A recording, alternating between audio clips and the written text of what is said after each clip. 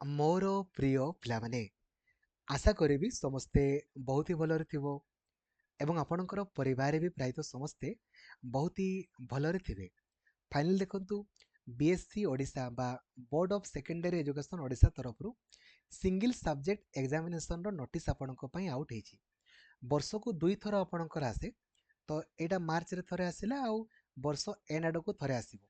तो single subject examination कहले कोन आपण जानि छंती जे ओडिसा रे आपण जदि किछि भी चाकरी करिवे किमा किछि भी आपणकर पढिबे चाकरी हो किमा पढिबा पई धर जो बीएड पढिबे किमा पीजी पढिबे किमा आपणकर चाकरी करिवे कोनोसी भी चाकरी ता पई गुटे पिला ओडिया पढितिबा निहाती आपणकर जरूरी। आपण देखिथिबे किछि किछि सांग थांती जो माने हिंदी मीडियम रे पढुथांती किमा इंग्रजी मीडियम रे किमा ओडिया मीडियम रे पढंती किंतु ओडिया तांकर न थाए माने गुटे पिलाटा ओडिया पढितिबा निहाती दरकार।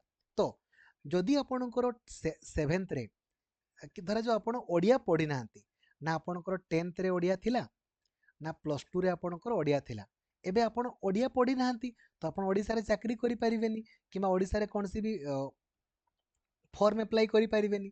तो ता पई आपणको एई परीक्षाटा रे क्वालिफाई करिवा पई पडिबो। बीएससी ओडिशा तरफ वर्ष को दुई थर परीक्षा हुई। तो एटा नोटिफिकेशन आपणकर बाहरी तो आपण जदि आपणकर सांग माने केही भी ओडिया पढी नांती तांकू एई वीडियोटी को शेयर करदेबे जणै देबे जे वर्तमान सिंगल सब्जेक्ट रो एग्जाम आपणकर बाहरी देखंतु फॉर फिलअप 10 तारीख 10 एप्रिल सुधा कले 10th लेवल रो देले आपणको 1400 टंका 8 लेवल रो देले 900 टंका पड़िबो।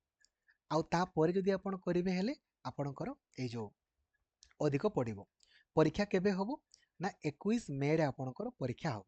ठीक अछि हैला। एबे गुटे जिंस मु आपनको जणाया पई चाहिबी देखंतु कोन कहिले सर एप्लिकेशन फॉर्म में कोठु पाइबो आपणकर जोनाल सेंटर को जिवा पई पड़िबो।